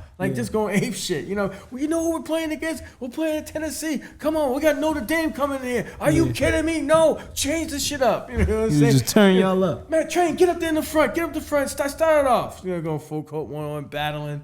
Talking shit. It was crazy. It was crazy. So when he came in, it worked out for you. And did you? Oh yeah. So sophomore year, did you have to work your way up, or you started? Yeah, sophomore year, I got out of 20 games, I got 10 points over 20 with Wally. Mm-hmm. I was on track my sophomore year. That was a great year. That was a really great year. Sophomore year. Like I said, 20 out of 20 games, I got over 20 points with Wally. Mm-hmm. Wally having a whole bunch of, Wally's averaging close to 27, 25. Yeah. In D1, that's really great. He was hooping. Yeah, he was killing guys. I'll admit him. It's because of the practices. Yeah. I think it's because of the practices. How extreme they were. Yeah. It was definitely that. So that was pretty good. So going with that whole, the whole Wally Zerbiak thing. He really kicked my ass one time. At the recreational gym. Mm-hmm. He fucking murdered me one time in the gym. And I'll never forget that day. And when he came back from the NBA Minnesota for a rookie year. Yeah. I think he got like all-star, rookie all-star, something like that. Then he's at one point he's averaging 20. Yeah. He was averaging 20 so he came back and so he came back as his rookie year, he came back to Mine of Ohio. He remembered. And the workout. And we came back in the open gym and I fucking annihilated that guy. You cooked him. Yeah. I think after Kevin Garnett punched him in his face in practice. Yeah. Because Wally could run his mouth off. He don't give a fuck who you are. He'll run his mouth off. Like it's, talking shit to Kevin Garnett. You don't want to do that. You see what happens. You feel me? So he gets knocked out. Mm-hmm. So Wally, I got annihilated. So when Wally came back to Mine of Ohio in the summer after his rookie year NBA, he worked out with the guys. Man, I fucking gave it to that fucking guy. Destroyed him. Oh man, I destroyed him so bad that he came back to the coaches. Was like, coach, who's that? It's like Train. Who else? No, just Train. I just, man, when I knew he was coming back, I was working my ass off on the fucking track to get. I was like doing fucking everything, to get. Oh man, fucking seize the fucking moment. Listen, so so real quick, Did y'all ever make the NCAA tournament? Did y'all ever make a big run while you was at Miami, Ohio? Yeah. It was a Sweet 16. That's when we lost to Kentucky. Year what? That was 1999. But what, your junior year, Yeah, sophomore? junior. Yeah, that's actually coming off plantar fasciitis injury that was extreme. I was on crutches at school. It was so bad. Wait, you got injured? Yeah, it's called plantar fasciitis. So it's different doses, like different levels of it. Yeah. So I was taking OxyContin. I was taking all types of. It was so much pain. I had a big. How'd you hurt it? It was in the game? It was just flexibility. Oh, playing on it too much. Yeah, I had tight hips, tight hammies and lower back that was causing certain stuff. Yeah. And I wasn't stretching out. I was stretching out a lot, but I could have done more. Yeah. But at the same time, I was doing a lot too. So yeah. So that injury was, that really put me to the pedestal a little bit. Because, I was out most of the season. My junior year, I went to the Sweet 16. So I came back at the very end of going in the NCAA tournament. Yep. So, I wasn't really full throttle. Yeah. So, but it was a crazy experience sitting in there, in the fucking stadium. And you're, looking around. And you got over 20-something thousand people. Then you got, how many people watching on TV? Did you get out there, though? Yeah. I got out there for a little bit. I got out there for a little bit. I think I dove on the floor. I think I drove to the basket. I think Jamal McGlure, he played. He actually, Jamal McGlure, that played for Kentucky, he's actually assistant coach, I think, for Toronto. Okay. And Jamal was best friends with my guy Doug Johnson from Canada. Big Doug. He was Canada Player of the Year. Okay. Yeah. This guy had so many chicks. Damn. Man, this dude, man, I was roommate. It was crazy. He was getting to it. My rookie, freshman year. That guy, crazy. So many ladies, crazy. The room was crazy. Crazy. So what was your favorite game? What was your favorite game in college? Or what was your career high, I should say? I want to say it was 30. 30. Against? Maybe. Damn. I think it was against Tamar Slay, Marshall. I think it was against Marshall. Tamar Slay, he played in the NBA, he played for the Nets. He was a big time player. He was like 6'8", 6'9". He could shoot. Yeah. He played with the Nets and playing against him, against Marshall. And you gave him 30? Yeah, close to 30, like 27, 29, something like that. I gave them. That was a great game. Driving to the basket, scoring at will. That's one of the things actually I like to get back. I like to look at some of my college game footage. Yeah. But you got him? I just got to contact Maya of Ohio. Oh, okay. Yeah, and just ask for the game footage. Yeah, get those, man. Yeah. Get those, man. Yeah, so I would say that's probably one of your favorite games and career high as well. Yeah. Okay. Yeah. Okay. Who was your rival at Miami, Ohio? Real quick. Miami of Ohio, we had OU. Oh yeah, it was OU. Yeah, OU. OU was big. Okay. Yeah, big. What's his name? Ohio University. Yeah. Okay. Yeah. I think you had big Trent. What did he play in the NBA too? Big Trent. He played for Dallas. I got his name. They call him like the diesel truck of the MAC. Oh, he get busy. Yeah. He's strong. Yeah. Okay. Yeah. So yeah. Okay. So finishing up at Miami, Ohio. Oh wait. Xavier was our rival. Rival as well. Yeah. Xavier was big. Xavier was big. Did you give them some buckets? Yeah. That was almost a 30-piece over there. That was big. That was because they were ranked, I think, like 18th and 19th in the country. And you said your junior year, that Sweet 16, y'all played Wayne Turner and them. Yeah. That's who took you guys out? Yeah, he took us out. Yeah, Kentucky. And you played heavy that game? No. I was just coming off my recovery of my injury. So they didn't give you. So I didn't play as much. Oh, okay. Yeah, they were slowly cooking you into there because you just. Yeah. Okay. Yeah, I didn't go full throttle in there. Yeah. But I mean, they had a great team. They won national championship. Yeah. What can you know what I'm saying? you lost to the champs. Yeah, lost to the champs. And the thing about it is crazy because it was like I lost to a dude, a childhood friend. You know Who what I you mean? competed against and competed you know what with. I'm saying? Working out, fucking 8th grade year, Shelburne Center, working out at the park, we talking shit, we doing 1-on-1, throwing the ball at each other.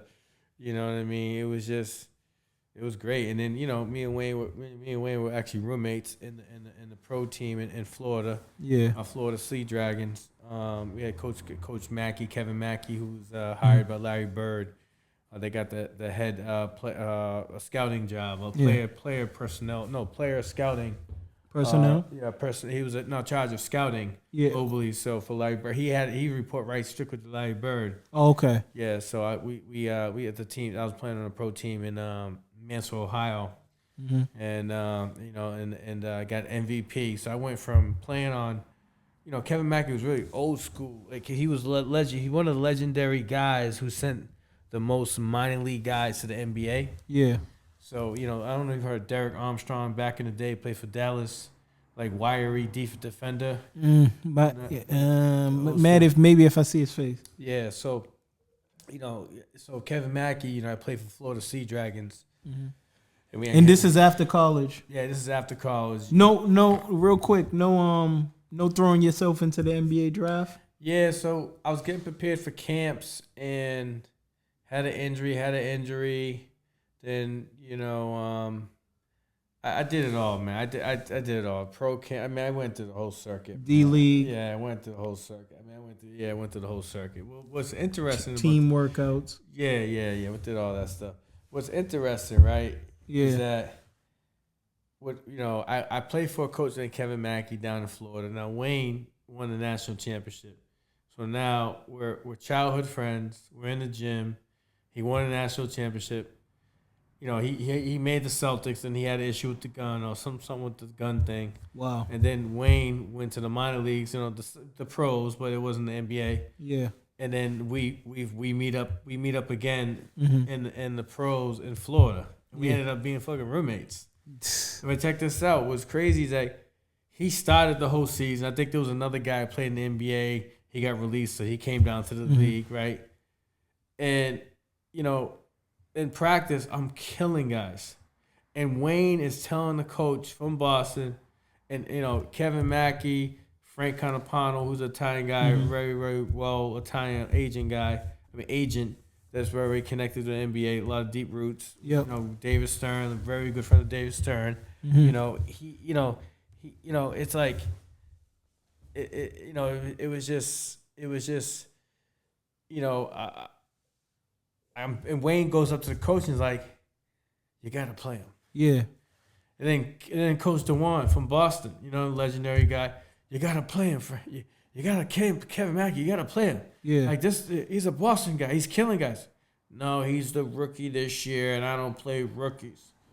I didn't play the whole season until the fucking very end that Kevin Mackey gets kicked out of the game. And guess who my number gets called? I get called up. The one's like, get in the game, motherfucker. Do your thing. It was only 2 minutes. So I go all out. Crowd's going crazy. I'm like Rudy, diving on the floor. Yeah, you doing everything. Yeah, so then check this out. So that's like the end of the season. The next season, Frank's like, listen, I got this deal here. The China deal ain't going to happen right now. That's the most money league. Chris Herron's getting paid, you know, 30, 40 grand a month. 240,000. I can get you over in this league. I'm like, Frank, I want the same shit as Chris Herron. Whatever, right? Yeah, you trying to get that deal. Yeah, you know, 20, 30 grand a month, cash, you know what I mean? And then you get all your bills paid for. Come on. You get all your bills paid for, and on top you get 20, 30, 40,000 let me get that in cash. Let me sign up for that. Where do I sign? Yeah, right? So I'm like, okay, cool. So I'm like, all right, cool. So he's like, yo, I got a gig. I said, where? I said, You got Kevin Mackey. I'm like, Frank, I didn't play the whole fucking season, Frank. You gonna have me go here? He's like, you're gonna be the number one guy in this league. It's a new league. They got money on it. We got this, they got this guy Davis, Ricky Davis. You know Ricky Davis. Yep, played on the Celtics. Yeah, Cleveland. So his right hand boy was on my team. You know what I mean? He's a Florida guy, right? Yeah. He's a Florida guy, right? So Frank said, listen. If you win the fucking championship and you do a great job, Larry Bird is hiring Kevin Mackey, but he has to get the championship. Yeah. I'm like, and he's like, you're not gonna sit on the bench. Just do your thing. Yeah. I'm like, all right, fuck it. So I go to the tryout. Fucking, we're doing 1-on-1. If you lose, you leave. This is a tryout for. This is for a pro team. Kevin Mackey that Okay. got hired In by China? No. Just a pro team in Mansfield, Ohio. Okay. Right. Actually, my boy Irie used to come and see me. He was playing with Cleveland with LeBron. Mm-hmm. And you know, so Kevin's like, yeah, listen, just take this deal. You get a chance, do your thing. You can get a 10-day, whatever. But you got to get Kevin Mackey the championship. We win the championship. I get MVP of the league. Yep. Kevin's like, listen, when I get caught up and get you a 10-day contract, Mm-hmm. and then I get hurt, and then that shit didn't happen. Yeah. But it was, And Larry Bird was with the Pacers at this time. Larry Bird was the president of the Pacers, and Yes. he hired Kevin Mackey, his right hand guy, the scouting. Yes. Top scouting guy, and so You could have got through there. yeah. But then I got hurt. I didn't go on a 10-day. What did you? Your ankle? What was it? It was I fractured something in my foot. It was fractured something in my foot. So then from there, I got into I got into some entertainment. Yeah. Yeah, some entertainment. Like what, rapping and shit? Nah. It was kind of weird because every time I go home, come back, travel, play games. Yeah. Play in this league. You're going for like 5-6 months of the year, whatever. And so I've come home, and then me and my buddy would go out. Me and Jared. Yeah. That actually he played with Wayne. Yeah. Okay. Yeah, he went to high school with Wayne, and so I just happened to be. I just got into going out, and we had a few ladies with us, and Yeah. and this guy was like, "Hey, listen, hey, you look sharp. Who are you?" I was like, "Well, here and there." He's like, "Yeah, you always got some dime pieces with you." You know what I'm saying? Yeah. So he was like, "Yo, come home, just come back, man. Bring some more girls." I was like, "All right, Yeah. cool." So I got champagne on the rocks. You know what I mean? So The nightlife type. yeah, so it just ended up going next week. Brought like 10 girls. Dude was like, "Damn," you know what I mean? Listen, just bring the girls. I got the drinks, hotels, entertainment. I mean, I got any club. Just bring the turn up. ladies. Yeah, so I just next week brought like 20 ladies. Yeah. And that was- 25, 30, and then got into promoting and running, Yes. promoting and doing special private parties and stuff like Yep. that. So that's kind of got into entertainment. Oh, okay. Okay, so you never went overseas or nothing like that. I went to China, played ball in China, Mm-hmm. Tianjin. How was that I experience? mean, that was great money, 20 grand cash, plus, flight, everything paid for, your food, everything paid for. But the experience in terms of environmental was very, very tough for me to be different. there. Yeah, because the smell, and Tianjin is where all the sweatshops are, so it's like you don't know what you're eating, and you see a lot of poverty. You see those commercials, the commercials that talk about donating to, those, like, what I'm saying, right? Yeah, I know. I'm with you. Yeah, it was like that. Don't have really functional water. Yep. Sanitaries is crazy. So it just really opened my eyes in terms of, we as Americans really got it made. Yeah. Compared to like what's out there. Exactly. The resources and then the government. Just how the government isn't here. We're not that. We're not really. I wouldn't say we're not really poor, but if you look at third world countries and you go to that's poor, bro. Yeah. You know what I'm saying? We're I would say fortunate poor. Let's say that. Let me make up a new word. You know what I mean? Fortunate poor. May not be something you like, or it may not be the greatest thing for you, but it's better than what you really could be in if you was in a third world country or living in a Caribbean island or something. You know what I'm saying? That really fends for themselves, fetch for water, and you know what I'm saying, like do stuff like that. So yeah. Okay, so real quick, cause we short on time. You know what I'm saying? After basketball, you did end up getting in, cause I see you got the VBG. Then you did get into the basketball program as well. Yeah. So after the what happened? So in between, going to different pro leagues and stuff, I met up with this guy named Kevin Barboza who was training Rick Fox. He trained some pro NBA guys, and he had a company called Hoop Specialists, and so I would do some clinics for him, and then from one clinic went to another clinic, and then I did lessons, and then went from one lesson to 20 lessons to 30, 40 lessons and more. And then we started to build the business of the training business. And then we got it to a point, we pushed enough revenue year round with training and teams that we built a $2.3 or $2.5 million facility. Yeah. It was actually the first basketball sports facility that I heard, all basketball, in Massachusetts at that time. But then they went underneath. So I left the guy, not Kevin, but he had a partner named Dan who, he was funding it. And, so it was Kevin. Kevin was the trainer, and ended up doing the training. And then Dan was the money guy with his wife. So that, I left, right in the middle. I was actually in the middle of a fucking meeting going over the blueprints of how you want the floor to look like, how you want this to look like, you know what I mean? And the whole design of it. Going through the structure of things. Yeah, because we had this guy who was good friends with the Big Times Bruins guy. What's his name? Rick. Who's the Big Time Bruins guy? Rick Barry or Rick? I don't know. You put me on. Yeah, one of those Rick Brents. No, one of those Red Sox. Bruins guys. But he did the creativeness for his nonprofit campaign. I forgot that Big Time Bruins guy, but. He meant the facility and the artwork was really amazing. Yeah. At the facility of the Hoop Specialist basketball facility. Yep. So I decided to leave because the fucking guy didn't want. I said, listen, we got to bring urban kids up here and this workout. We just can't do all suburban workouts, competition. So I was fighting with the guy and about bringing urban kids. So then I literally just left.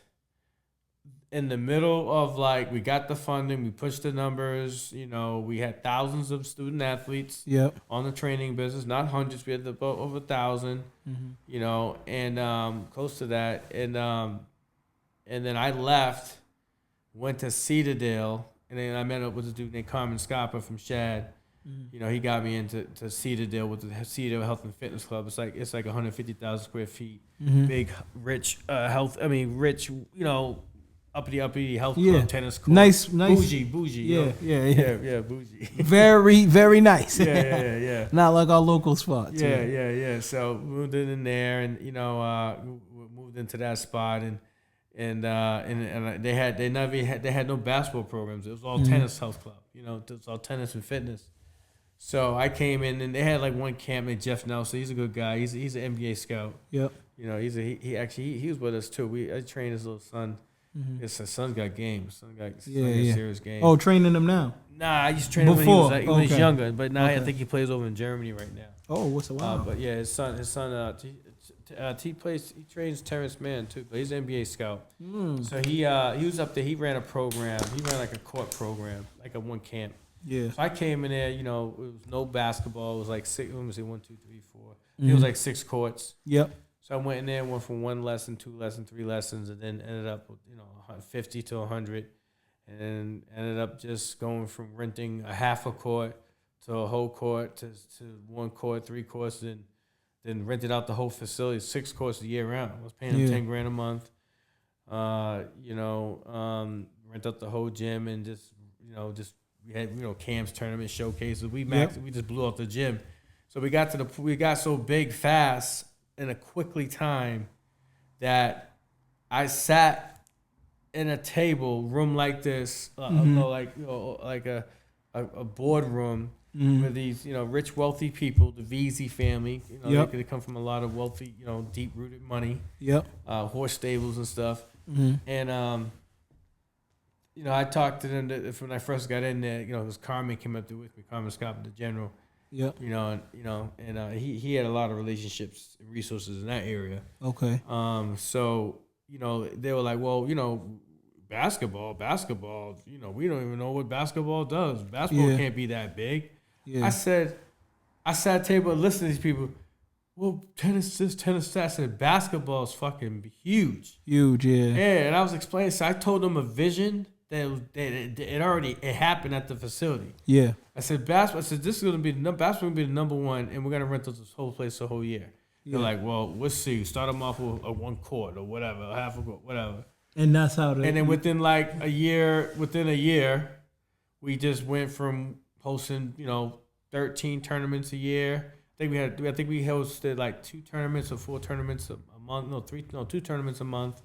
Leagues, camps, lessons, strength and conditioning, showcases. Yep. I had teams coming over from Portugal. We were doing team training. Team training with pro teams. Yeah. We had the whole thing, man. I had summer league, high school tournaments, mini tournaments. So you gave back to the game. Yeah. You gave back to the game. Yeah, so when we moved in that facility, so we maxed out the facility to the point that the father who made the final decision says, I'm finally going to build another facility for you guys on top of the land. We were like, oh, shit. Then we started saying, yo, we could run these massive summer camps. Yeah. Because it's like, it's a big, yeah. Because they got a whole, like, kids land, too, for kids. Fact. That goes on. So that was good. But then what happened was, we got kicked out. We got kicked out of that facility, and then we had to move. So we had to move the whole operation. We had about like close to 40 teams. We had 40 teams plus, let me see, about maybe 300 lessons coming in a week. Yep. Plus, we had a league. Then we had teams. So we had all that managing. And they kicked us out at the beginning of the AAU season. It was bananas. So we had to take the whole operation, and we're hosting a tournament. And we moved the operation to a new facility that they just built. Was called Plastown in New Hampshire. Jeez. Yeah. So then we moved the whole operation, and then my guy Carmen from Shat, he was an investor, and then Gary DeMaraki. Those guys came up, and I got screwed. I got screwed out of that deal. So I moved the whole operation, do damage control, dealing with the tournament, dealing with 40 teams, dealing with programming, money, people paying, this and that. That was a crazy nightmare. And then work a deal out. So as this shit was going on at Cedardale, my man Kerry was like, yo, I know the dude, the real estate dude, Steve Drellick.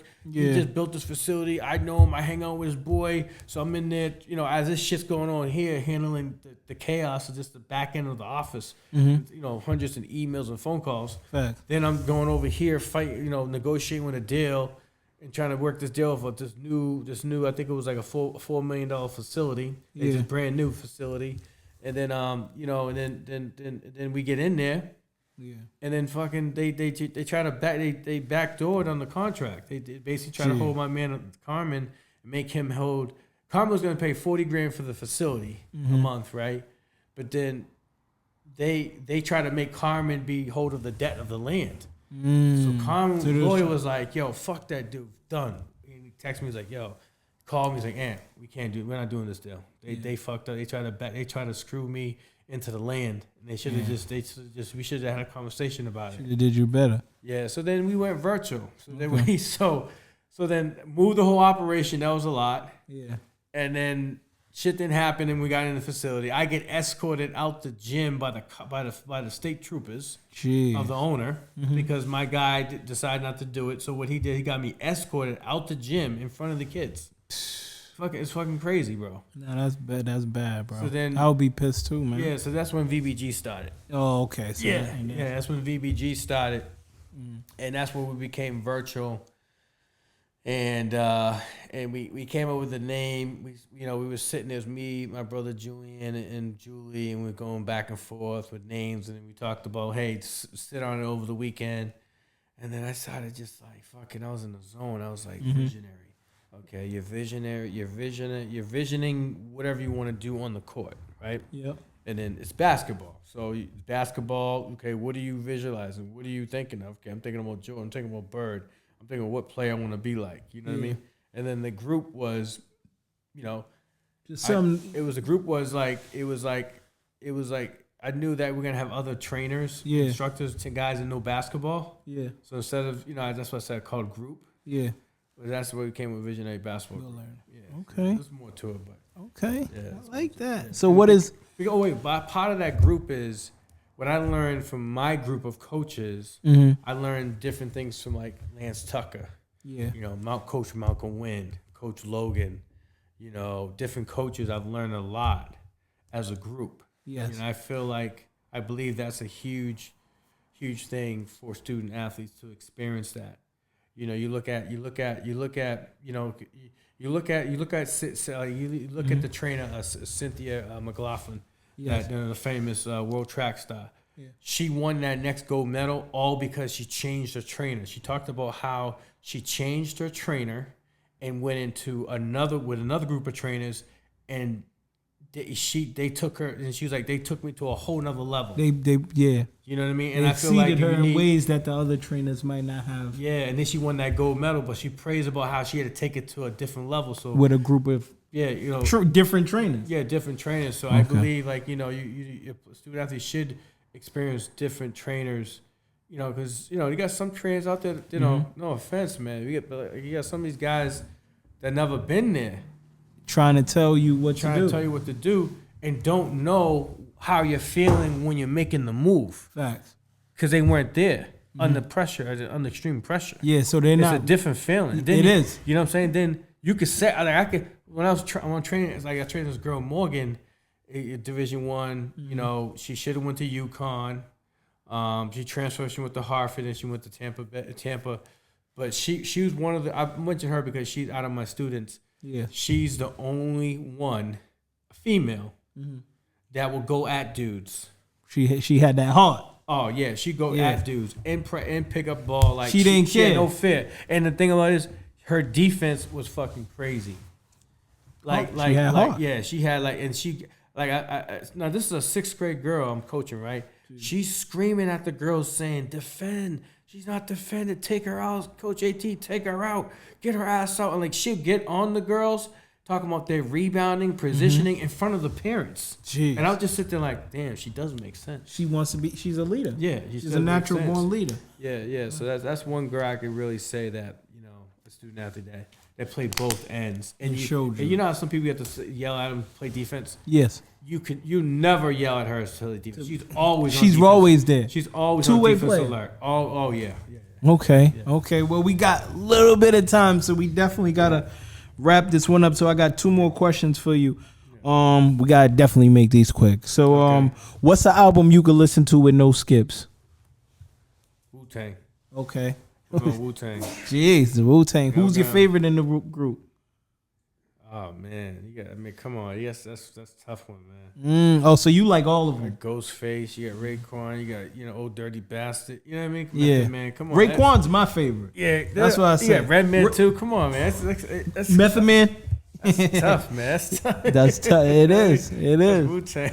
But Wu-Tang always get you going. Yeah, Wu-Tang. Fucking Wu-Tang. Okay, Yeah, okay, Before I the like- game, before the high school get Mobb Deep. Mm. Scarface. You know what I mean? That's the other one. Yeah. Fucking.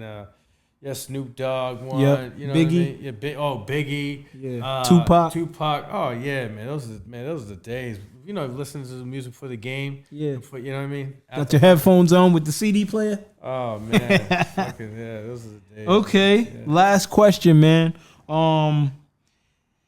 It's you versus 5 NBA dudes in your prime. Who are the other 4 players you taking with you Am I prime right now? in your Overall? prime? Who are the other It's all of y'all in y'all prime. You know what I'm saying? You playing some NBA dudes. Could be from, you know what I'm saying, the time you was growing up watching, or even now. But who's your 4? Who's you picking? Cause you at the 2, right? Yeah. So who's your point guard? Oh, point guard, huh?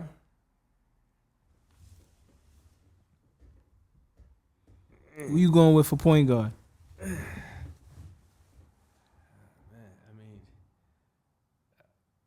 You mean just all? You could go. You know what? I'm not even gonna do Anyone, you. that's You a could tough- pick your 4. It don't gotta be position. You could pick your 4. Okay, yeah. So pick four other guys with you. Definitely going Jordan and Bird. Okay. No. Not NBA guys. Guys you played with against. Okay. Yeah. So, you know I what would I'm saying? say Paul Pierce. Paul Pierce definitely. You played with Paul Pierce? Yeah. Work out with him pre-Veterans Day Okay. camp. Yeah, with the Celtics. Yeah, but Pierce was serious. That's my favorite player. Yeah. Oh, word? Yeah. Before it was James Harden, it was Paul Pierce. Oh yeah, his footwork was crazy. Ridiculous. Yeah, his footwork was crazy. Yeah, patient, control, back down. Fade away. Yeah. Who's the other? I would say Earl Boykins. Earl Boykins. You'll play with Earl too? Yeah, Earl Boykins. Okay, so let's do this. Let's change it up. Earl Boykins Let's change it up. level, man. From Mass. Let's do Mass. Pick 4 players with you from Mass. From Mass. You played with growing up. You played against.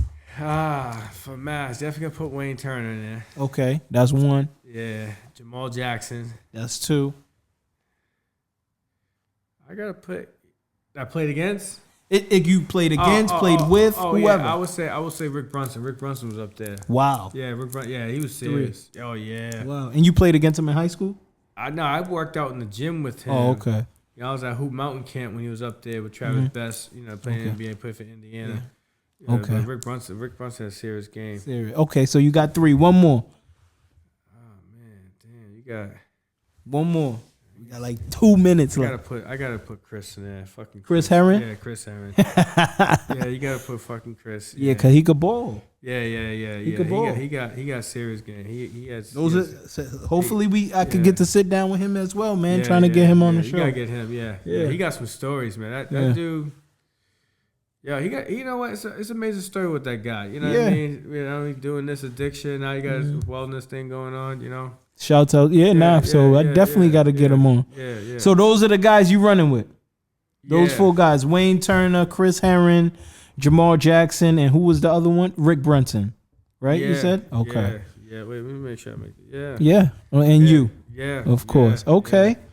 Okay. That was a lot of great guys. Absolute, bro. You got a list there. A lot of fucking great guys. You got a list there. But We short on time, man. That battery gonna run out on me, but man, it was a pleasure to have you up here, Anthony Taylor. Right, you know what I mean? You're a legend in Massachusetts. Don't let nobody tell you different.